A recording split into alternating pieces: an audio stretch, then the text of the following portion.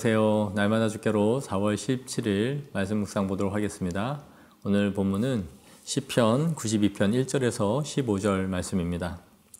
우리가 신앙생활을 하면서 즐겁지 못할 때가 언제인가요? 그것은 아마 하나님에 대한 불만족이 쌓일 때가 아닌가 하는 생각을 하게 됩니다.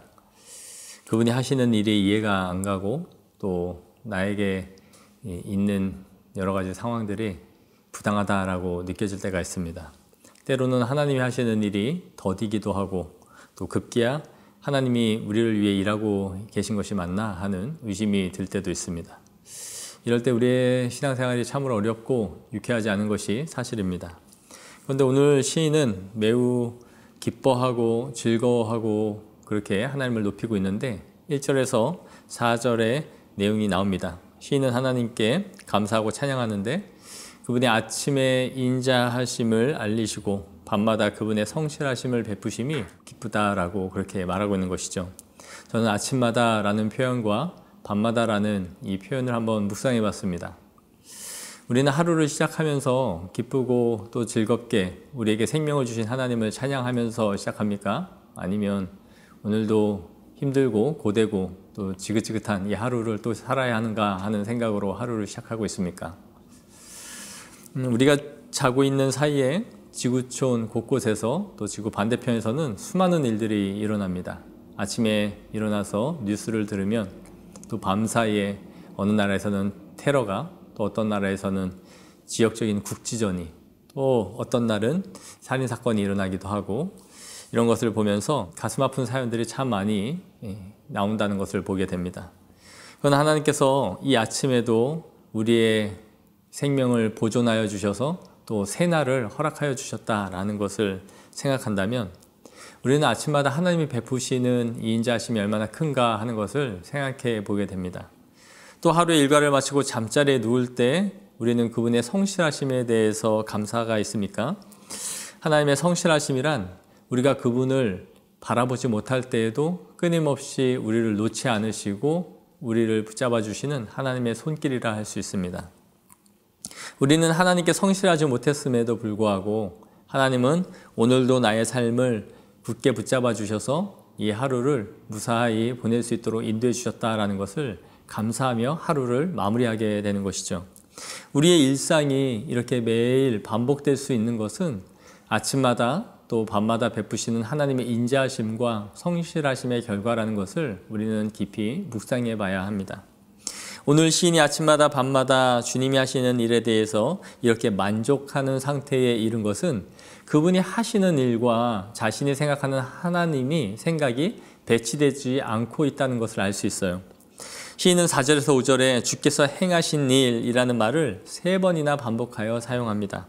주께서 행하신 일이 나를 기쁘게 하고 그래서 내가 높이 그분을 높이 외치겠다라고 말하고 있는 것이죠. 그리고 주의 행하신 일이 얼마나 큰지 그분의 생각은 참으로 깊다라고 찬양합니다. 처음에 말씀드린 것처럼 우리가 하나님과 생각이 다르고 배치될 때에 우리의 신앙생활은 기쁨을 잃게 된다라고 말씀을 드렸는데 오늘 본문에 있는 시인은 하나님이 행하신 일에 대해서 깊이 묵상할 때마다 그분이 하신 일이 참 깊고 또 은혜롭다라고 생각하기 때문에 이러한 찬양을 하고 있는 것이죠. 시인은 자신이 원하는 대로 하나님이 무엇이든지 착착 일을 진행시키시고 그 일을 이루어 주시기 때문에 하나님을 이렇게 찬양할 수 있을까요? 본문을 쭉 읽으시면 그렇지 않다라는 것을 우리는 보게 됩니다. 6절에서 7절을 보시면 그는 이 세상의 부조리함과 이해할 수 없는 그런 상황들을 마주하고 있어요. 그는 세 종류의 사람들을 말하는데 어리석은 자, 무지한 자, 악을 행하는 자들에 대해서 말을 합니다. 그들이 흥왕하고 번성해가는 것을 봤던 것이죠. 우리도 이 세상에 살면서 악인들이 번성하고 오히려 의롭고 착하게 사는 사람들이 고통을 받는 것을 보면 마음이 힘이 들어지죠. 이 코로나가 특히 터지면서 믿지 않는 남편들이 더 반대를 하고 또 주변에 있는 사람들이 기독교인들을 욕하는 것을 보면서 우리는 힘이 듭니다. 그들은 우리를 향해 하나님이 살아계시다면 왜 이런 질병을 이 땅에 계속 허락하시느냐라고 우리에게 따지기도 하죠. 그럴 때면 우리는 마치 죄인이 된 것 같고 왠지 할 말이 없어집니다. 그리고 나도 왜 그런지 궁금하다라고 말하고 싶어지죠. 그러나 시인은 이러한 부조리한 일들, 우리가 이해할 수 없는 일들이 한 번에 다 해결되었기 때문에 나는 하나님을 찬양합니다라고 말하지 않아요.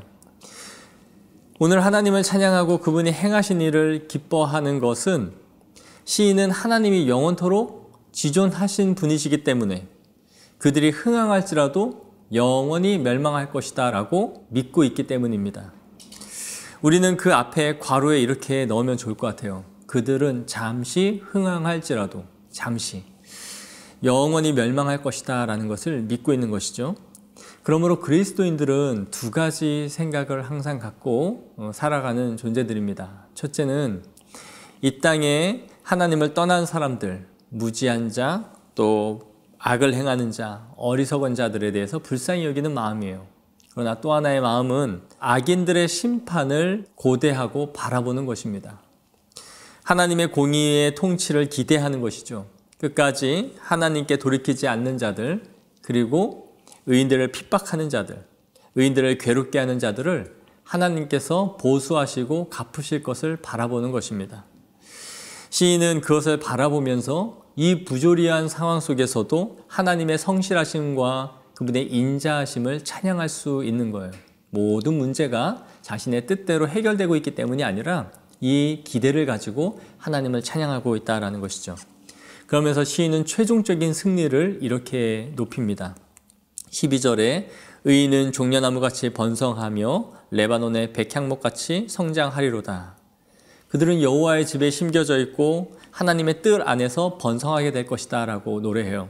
14절에서 15절에 그는 늙어도 여전히 결실하며 진액이 풍족하고 빛이 청청하니 여호와의 정직하심과 나의 바위 되심과 그에게는 불의가 없음이 선포되리로다. 하나님을 믿고 따르는 자들이 얼마나 풍성한 열매들을 맺게 될 것이고 하나님께서 완성하실 것인지를 지금 바라보면서 시인은 찬양하고 있는 것이죠. 날마다 주께로 연구와 묵상의 마지막 질문을 보시면 악인들의 악행과 번성함에도 의인이 소망을 가지고 기뻐하는 이유가 무엇인지 묵상해보자 라는 질문이 있습니다. 그리스도인들에게 이 소망과 기대가 없다면 하나님의 인자와 성실하심에 대해 우리는 찬양할 수 없을 것입니다.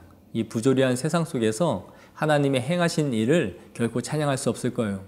그러나 이 말씀 묵상의 질문처럼 지금도 성도들 가운데 함께 하셔서 주님의 일을 친히 이루어 가시는 그 하나님을 묵상하는 하루가 되기를 간절히 원합니다.